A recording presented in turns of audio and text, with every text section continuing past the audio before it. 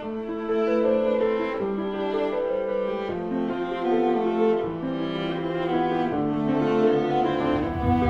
diseur de mots. Un roman écrit par Du Chingang. Lu par Romaric Hubert.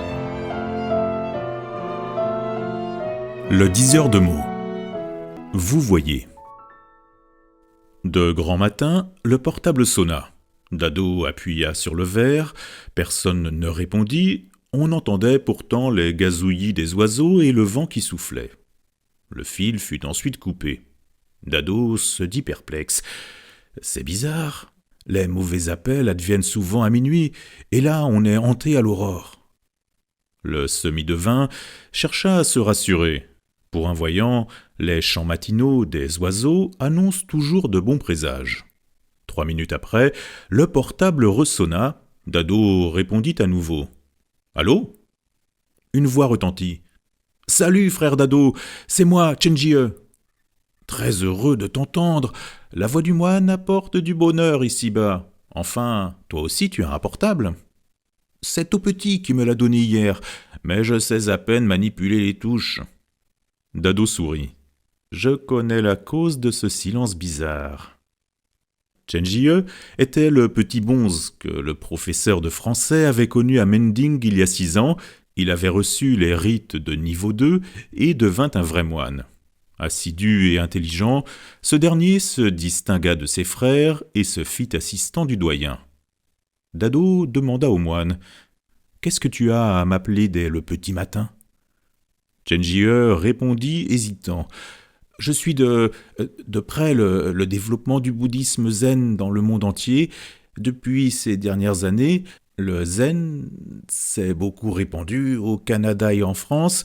On y a construit 3 nouveaux temples. En plus, des Chinois en nombre croissant, beaucoup d'habitants d'origines diverses se passionnent pour la sagesse de vacuité.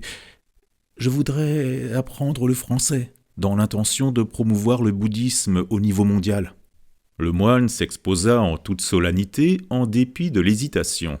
Dado prit sa demande au grand sérieux et proposa « C'est une bonne idée. Je peux contacter pour toi l'Alliance française de Wuhan, mais tu dois y consacrer un temps plein. Ça te pose problème ?» Le moine répondit avec empressement « Pour le temps, aucun problème. J'ai un congé sabbatique qui dure 6 mois. » Et il balbutia de nouveau « Les frais de scolarité, ça coûte cher ? Cher ?» Dado le soulagea immédiatement. Un moine qui veut apprendre le français, c'est une initiative bénéfique pour l'individu et pour l'État. Je dirais même un évangile. Ne t'inquiète pas pour l'argent, je prends tout en charge. J'espère seulement que tu pourras aller jusqu'au bout et que tu auras l'occasion de pratiquer cette langue. Merci beaucoup.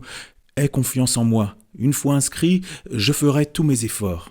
Sans réussite, je voyagerai alors et m'effacerai entre eau et montagne. En ce qui concerne l'utilisation, il faudra compter sur l'opportunité. Le lendemain, Dado passa au bureau de Madame Bassino, directrice de l'Alliance française de Wuhan. Celle-ci avait essayé de convertir Dado lorsque ce dernier faisait ses études à la Sorbonne. Ils avaient noué ensuite une longue amitié. Plus tard, Bassino travaillait comme attachée culturelle à l'ambassade de France à Pékin. 3 ans avant, elle avait été nommée directrice de l'Alliance française. La directrice s'accorda tout de suite sa permission. En plus, elle dispensa le moine de ses frais d'études. Dado était fort sensible à cette générosité charitable. Il se souvint des moments passionnants où il traitait de l'écriture chinoise au bord de la Seine. Le témoin de Jéhovah n'avait pas réussi à convertir l'étudiant chinois. Elle avait pourtant le mérite de favoriser l'initiative d'un moine oriental converti à la langue de Molière. Lorsque tout fut arrangé, Tout-Petit intervint à son tour. Il voulait assumer les frais de logement et de nourriture du moine. Dado refusa. « Mais non, à toute occasion, c'est toi qui paies. Accorde-moi cette petite chance de charité. » Tout-Petit rectifia. « Pour cette fois, il ne s'agit pas d'argent. Aider un moine à étudier une langue étrangère, c'est un geste de bienveillance suprême.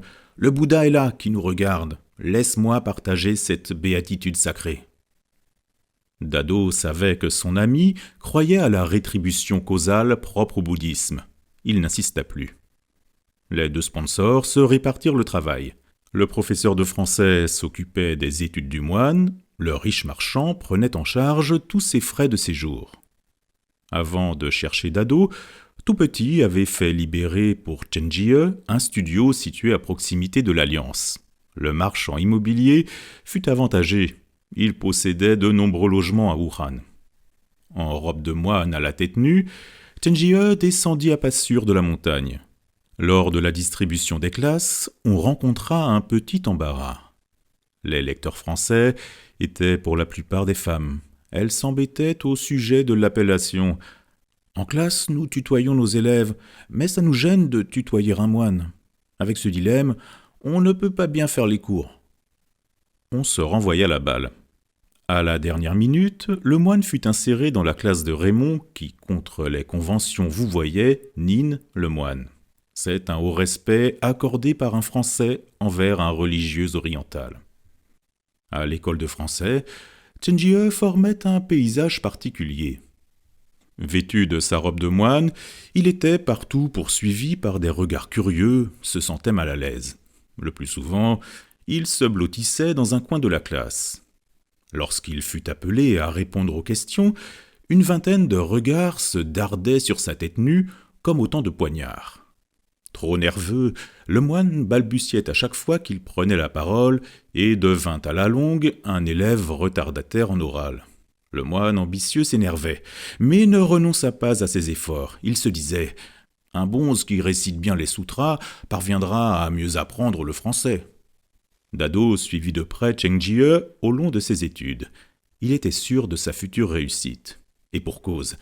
Le moine laborieux avait une belle prononciation. Il maîtrisait bien la grammaire et le vocabulaire. Ce qui l'obstruait, c'était la haute tension causée par sa tenue religieuse. Le professeur expérimenté conseilla donc à son ami « À partir de demain, tu ôtes ta robe de moine, tu t'habilles en laïque. Il fait froid, tu portes un chapeau. Je te propose un prénom français, David. » Chenjie interrogea « Si on transcrit ce prénom en chinois, quels sont les caractères équivalents ?»« Da Wei. » Chenjie interpréta de lui-même les deux mots. Le premier est grand. Dans le zen, ce terme est souvent associé à la sagesse de vacuité. C'est un bon mot. Le deuxième veut dire « sauvegarder ». Il correspond à ma quête spirituelle. Dans ce monde perturbé par les désirs démesurés, je me charge de sauvegarder la doctrine du bouddhisme et de la faire irradier dans le monde entier. Ce prénom français me va à merveille. Je le prends. On allait sortir de l'hiver, les premiers bourgeons annoncèrent le printemps. Le lendemain, le moine apprenant changea de tenue.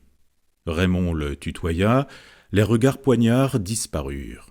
Le bonze réussit à désenchaîner ses bras et ses jambes, se montra plus actif en classe. Il s'exprimait en français à tout propos, osa même aborder les belles lectrices aux cheveux blonds et fit de grands progrès en oral.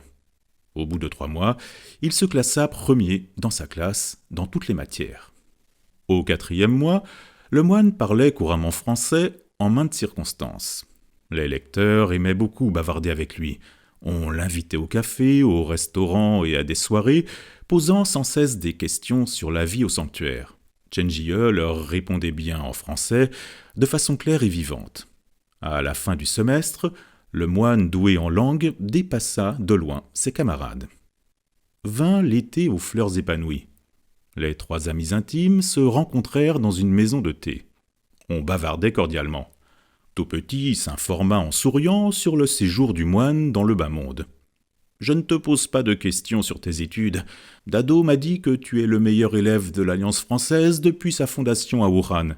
Ce qui m'intéresse, c'est ta vie quotidienne. À l'école de français, tu rencontres chaque jour des jeunes filles éblouissantes, des brunes et des blondes. Comment peux-tu garder un cœur paisible ?» Chenjie répondit franchement. « Le cœur du moine est composé de chair comme tout le monde. Au début, la tête me bourdonnait. Je ne savais plus où poser mon regard.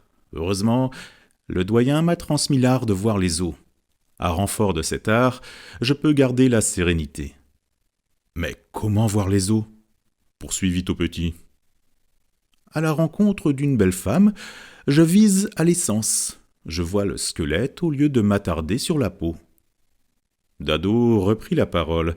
« C'est un tour très efficace, comme un rayon X. On saisit les os à travers la chair. Transpercées par ce regard, toutes les belles, blondes, jaunes ou noires, se présentent en ossature. Frère Dado est prédestiné au bouddhisme. Il a dégagé l'essentiel des choses, commenta Cheng Jie, qui changea ensuite de cap. Je dois ma réussite en français à votre soutien généreux. Le moine se passe de vin, je profite du thé pour vous adresser à tous les deux mes remerciements les plus sincères. » On trinqua avec du thé, on but en toute tranquillité. Il soufflait un vent réconfortant, sur le ciel bleu flottaient 3 flocons de nuages blancs. À la cérémonie de clôture organisée par l'Alliance française, Cheng Jie monta à la chaire en habit de moine. La directrice lui remit en personne le certificat de fin d'études et déclara « Je vous remercie, David. Vous avez illustré la langue française avec la sagesse du zen. » Le moine, tout ému, prit la parole en français. « Je dis un grand merci à Madame Bassino, à tous les professeurs qui m'ont donné des cours. Le français a ouvert une fenêtre pour moi. Il m'a indiqué une nouvelle route. Je vais utiliser cette langue pour faire rayonner le bouddhisme zen. » En concluant, il joignit ses 2 mains à la hauteur de la poitrine et proclama à haute voix « Amida, que le Bouddha nous préserve. » On l'applaudit chaleureusement. De retour au temple, Cheng Jie continua d'apprendre le français en autodidacte. Chaque matin, il lisait un texte à haute voix, révisait le manuel le soir. 1 an plus tard, il se perfectionna de nouveau à l'université Jiangdu pendant un semestre. Il était extrêmement fort à l'oral. À partir de l'an 2010, Mengding recevait régulièrement des touristes francophones. Le moine avait plus de temps de pratiquer la langue de Molière. Il avait traduit en français les prospectus du sanctuaire. Par un jour ensoleillé d'automne, on accueillit au temple une délégation d'écrivains français. Le moine, confiant, vint à leur rencontre, salua les hôtes en français impeccable. « Bonjour, mesdames, messieurs, vous êtes les bienvenus dans notre temple. Les cultures sont différentes l'une de l'autre, mais les sagesses se rencontrent. Dans les montagnes, on trouve des chemins qui mènent au salut. » Les écrivains français ouvrirent de grands yeux, se croyaient tombés sur un extraterrestre. Le chef de la délégation, qui connaissait bien les sutras du 6e patriarche, posa une question épineuse au moine. « Nous venons de l'Occident. Peut-on trouver du zen sur la feuille d'un arbre ?» Cheng Jie répondit sans hésitation. « Lorsque le cœur est vide, il n'y a plus de points cardinaux. Toutes feuilles sont Bouddha et les herbes. » On entourait le moine, discutait et bavardait. Ce dernier, toujours en français, présenta aux écrivains l'histoire du temple, interpréta les principes du zen. On le suivait au fil des images concrètes, tantôt grimpant la montagne, tantôt descendant au bord du lac. Au détour d'un fleuve, on revoyait la montagne, qui disparaissait dans les nuages gorgés de pluie. Les écrivains français s'écriaient d'admiration. À l'heure qui suivait, ils rencontrèrent Yunji, doyen du temple, qui leur illustra l'essence du zen en s'appuyant sur 2 caractères. C'était Kun, embarrassé, et Mu, bois. Ils retraçaient un chemin qui menait à la délivrance humaine. Les Français furent émerveillés. Au sortir de la grande salle, les membres de la délégation avaient tous des visages sacralisés et des regards rayonnants de sagesse. Avant de continuer leur voyage, le chef de la délégation nota sur le livre d'or. « Nous avons voyagé 1 mois en Chine, c'est le temple Mengding qui nous a le plus impressionnés. Il bruine, le vent est doux, dans les menus objets nous avons entrevu de la sagesse orientale. Les mots, éclairés par le doyen, nous parlent au cœur, dans une autre dimension. Merci à Cheng Jie. Il a construit entre les 2 rives un pont magnifique avec notre langue. Je suis certain qu'on viendra plus nombreux dans ce sanctuaire hors du commun. » En effet, le chef de la délégation est rédacteur en chef du Guide bleu, guide de voyage le plus consulté dans les pays francophones. Dans la version corrigée, le rédacteur enchanté ajouta 3 lignes. Situé à 70 km de Wuhan, vers le nord, à Huangpi, se réfugie un temple nommé Mengding, vieux de 1300 ans. Le doyen est un maître érudit et clairvoyant. On y rencontrera un moine qui parle français. Son prénom est David. Au bout de 2 ans, Mengding devint un temple mondialement connu. Chaque semaine, on devait recevoir une centaine de touristes francophones. Zheng Jie fut le plus sollicité. D'emblée, il se fit connaître dans le monde entier. Retenu par cette réputation internationale, le gouvernement a investi une énorme somme d'argent pour agrandir le temple. Mengding connut une prospérité sans précédent. Sur l'invitation des offices bouddhistes internationaux, Zheng Jie partait souvent en France et au Canada, il prêchait en français. Il y a 2 ans, on ne sait plus par quelle procédure, le moine francophile se vit confier une charge importante. Il fut nommé doyen d'un temple au Québec. Avant son départ, il rendit visite à Dado et dit solennellement en français « Merci de votre générosité. Vous m'avez aidé à réaliser mon rêve. La sagesse va m'emporter au loin, sain et sauf. » Dado répondit en français également « Félicitations, c'est la voix du ciel soutenue par 2 langues. Je vous souhaite bonne chance. » Contre toute familiarité habituelle, les 2 amis se vouvoyaient. Par cette sublimation courtoise, le moine tenait à exprimer ses sincères reconnaissances. Quant au professeur de français, il cherchait à souligner ses souhaits distingués adressés à un moine qui allait au loin illustrer la sagesse du bouddhisme.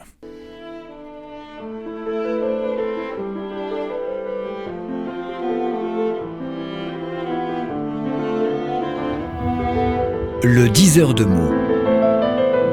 Un roman écrit par Du Ching Lu par Romaric Hubert.